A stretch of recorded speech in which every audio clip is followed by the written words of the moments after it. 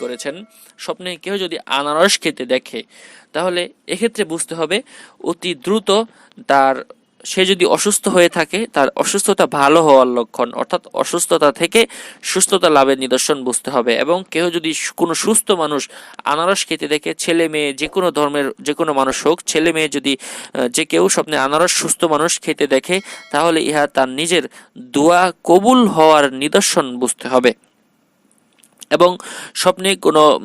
এমন কোনো ব্যক্তি যদি আনারস খেতে দেখে যেই ব্যক্তি জীবনে আর কখনো আনারস খায়নি, অর্থাৎ প্রথমবারই তার জীবনের আনারস খাওয়া, এমন কোনো ব্যক্তি যদি আনারস স্বপ্নে খেতে দেখে তাহলে ইহা